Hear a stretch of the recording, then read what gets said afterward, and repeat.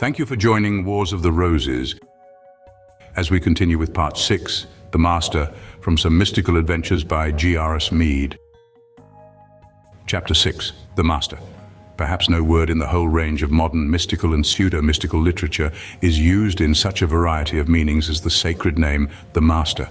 And if I venture to set down a few thoughts on this transcendent subject, it is not with any insane desire of confining the heavenly ocean of its true meaning within the small earthly water pot of my present opinion, but rather with the hope of encouraging those of like mind to cast away their water pots and boldly plunge themselves into the depths of what the seers of ancient Egypt called the Great Green.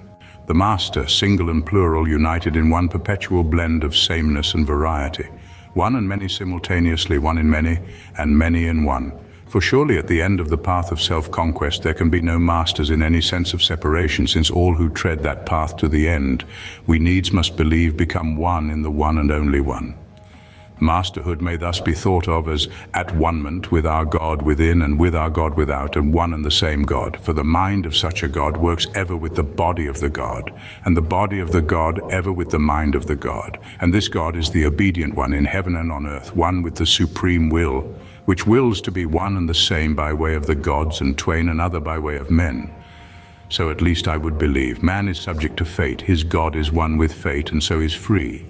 Man is subject to fate because he is one of two, separate, apart, divorced, halved, forever seeking his complement. He is forever crucified upon the cross of the eternal opposites, and the passion of passions for man is the mystery of the creative energy which ever seeks to realize itself in the union of complementary natures. As long as he seeks union without himself, as long as he goes forth into otherness, into duality, so long does he depart from himself, and make for himself limited upon limit to imprison his freedom in self-created bonds. But if he turn back upon himself, or unto himself, and repent, the Greek scene here signifies a turning or change of mind.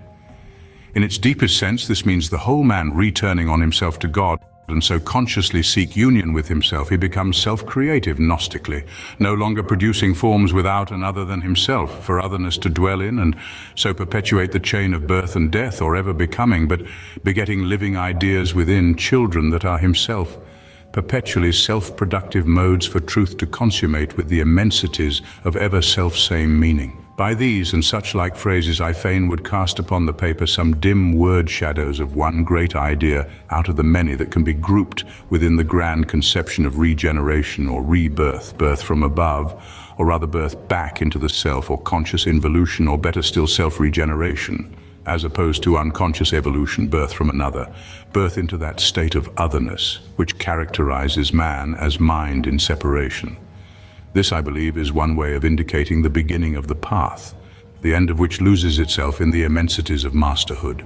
He who is consciously upon this path, configured ever in this mode, is a self-learner, a candidate for masterhood. He is beginning consciously to raise himself above the cross of life and death, accustoming himself to regard his sufferings, his joys and sorrows on that cross, as a passion play of marvelous meaning and continual instruction, an unceasing self-initiation.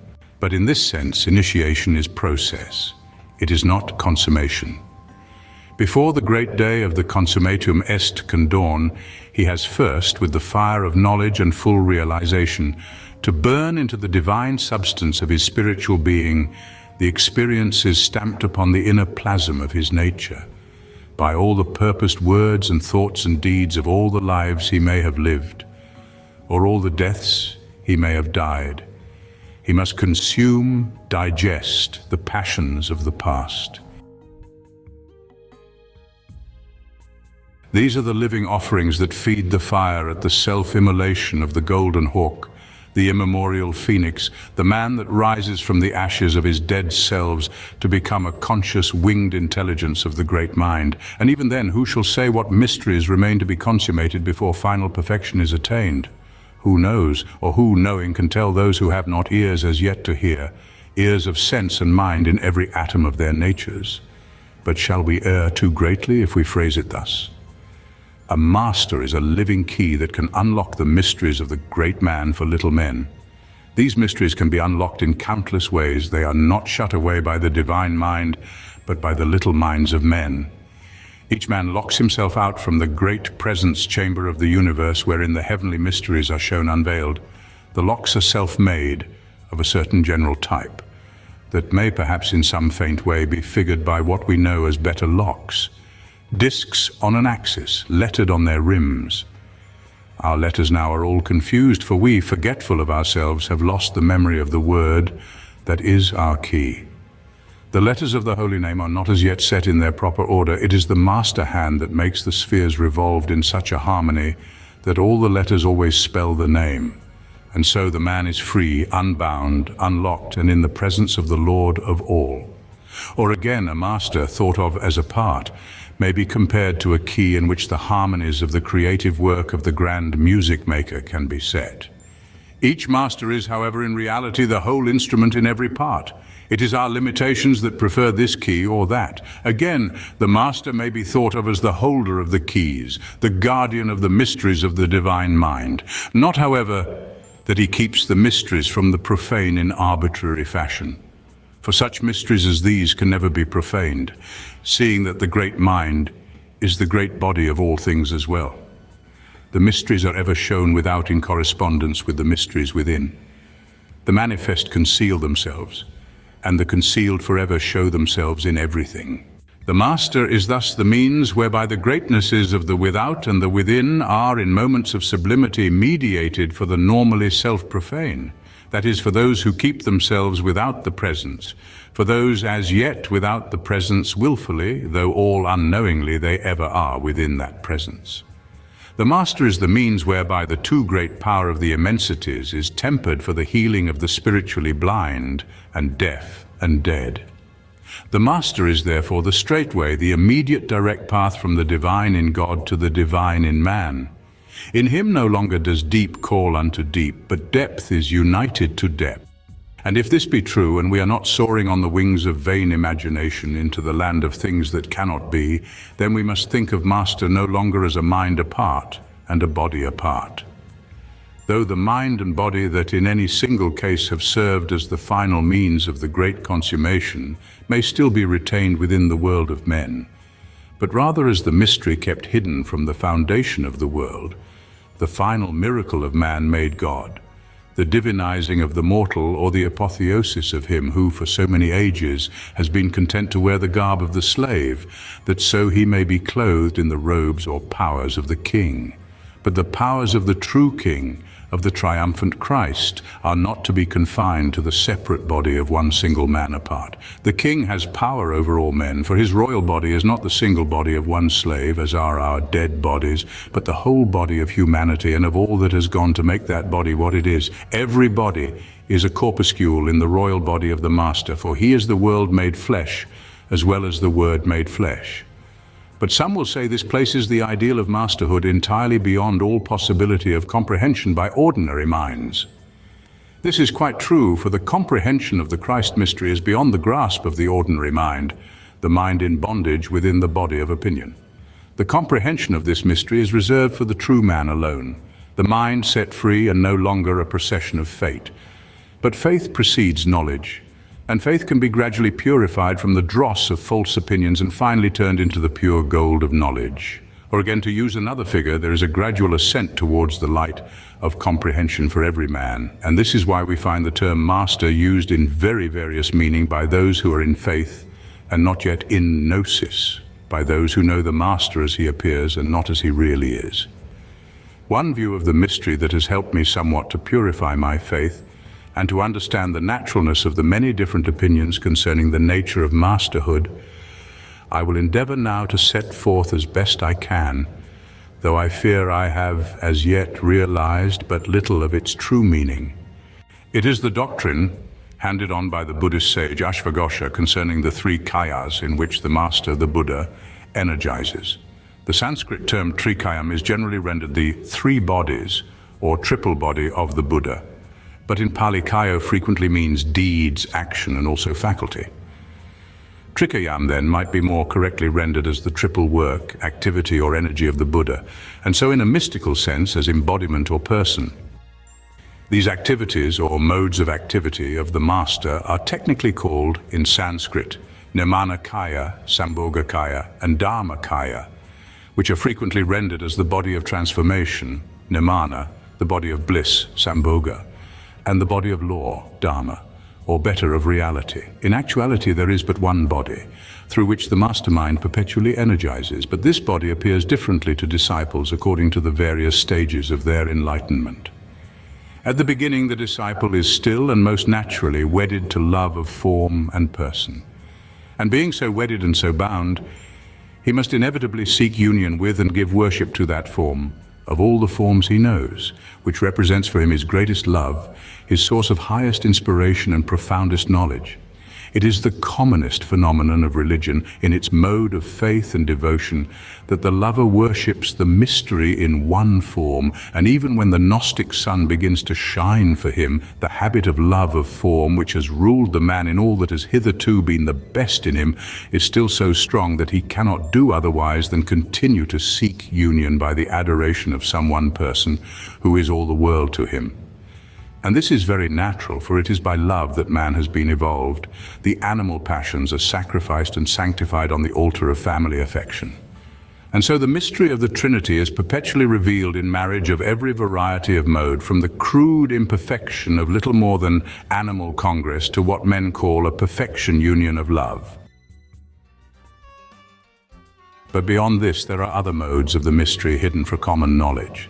The perfection union of love of man and woman is not the perfect union that man shall know when he passes from the fulfillment of all that separated sex can afford into the inner court of the mystery, where he is made ready to enter into that ineffable at-one-ment, which is eternal divine counterpart, which is known to mystics as sacred marriage, unio mystica. It is because a truly and vitally Gnostic teacher has realized this higher nature in himself and is self-fulfilled that a disciple loves that teacher with a love sweeter far than that of man for woman, with a new love which is like the best in the old, but transcends it infinitely. The first knowing contact with such a perfected nature stirs in the man depths that have never been moved before. He cannot but love and worship and adore, for deep calls unto deep across the knowing nature that has been the means of bridging for him, for the first time, the gulf of his own age-long duality. There may be many appearances of this thing being wrought in a man at second hand, by means of one who, though he has sensed the mystery and has so been started on the quest, the first initiation, is still seeking consummation or true self-realization. But the bringing to birth of this Gnostic change in another is only possible when the teacher is a true knower of the mystery himself. Only such an one can, in any appropriate sense, be called a master.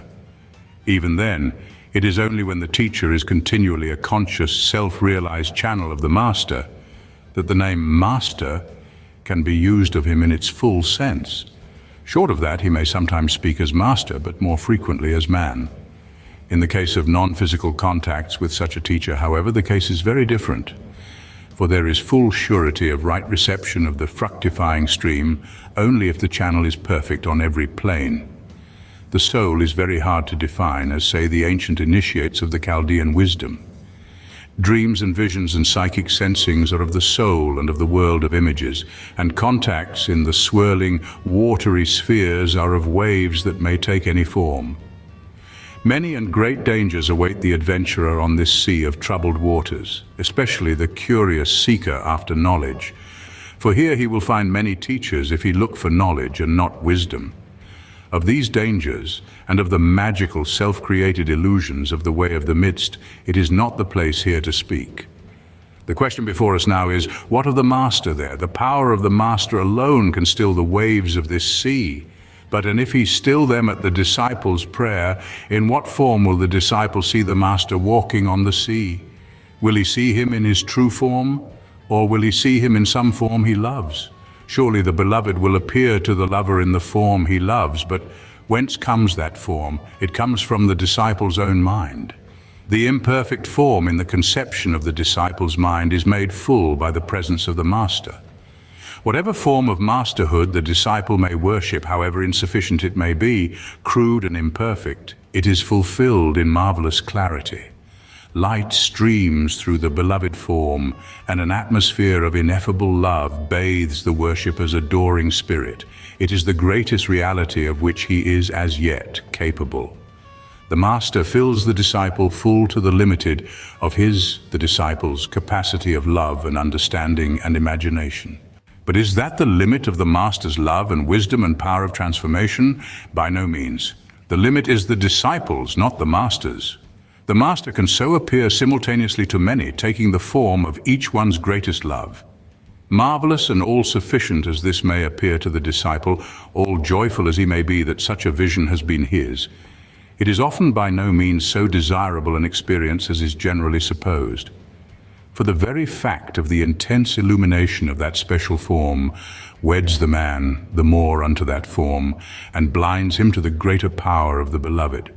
He sees but one imaging forth of the majesty, and knows not of the mystery of transformation that can translate its meaning into any form. For to know a thing, one must transcend it. But through that form, the glory has shone forth, the bliss has been felt, the sense of the greatness has been realized. And so the disciple may now begin gradually to learn to recognize the presence when he sees no form. It is often a long probation before the candidate can be content to feel and not to see, for sight is the most potent fascinator of all the senses, and for most without seeing there is no believing, and so too in lesser degree with the other divided sense. But when the divided senses are cheerfully renounced, as they must temporarily be before the real sense of the presence can come to birth, then begins the truly conscious realization of contact with the body of bliss of the Master. When this stage is reached and the divine formlessness can be not only endured but keenly delighted in as all-sufficient in itself, and there is no longer any longing for the form of the beloved, a marvel comes to birth. For as the man grows in wisdom and in power, nourished by the substance of this joy, he learns that this most blessed life streams into him through forms other than the one he loves the best. That the Master can use many forms whereby to manifest his love, not only all the forms within men's minds of masters of the past and masters of the present, but many other forms of men and even of animals and plants and minerals. All forms of beauty and of good repute become the means of pouring into him the fullness of his Master's bliss. But even this is still a limitation imposed upon himself by the disciple's still unknowing nature. The true body of the Master, the Dharmakaya, the body of the law, or of the truth, or of reality, requires all forms of every kind for its full revelation. This is the final mystery that veils the perfect gnosis of all masterhood, but no master can raise this veil for any but himself. For he who enters in behind that veil becomes the veil, but putting off of his own will all that he has preferred beyond the rest, and putting on the body of all things. It is through the great body alone that the divine mind can reveal its deepest mysteries to men. All revelations through lesser bodies and through lesser minds must necessarily be incomplete and fall short of the perfection. And thus, we dare to believe that the Master perpetually reveals himself in everything, in lowest and in foulest things, as well as in the highest and the fairest, as these may seem to us when judged of by our little minds alone.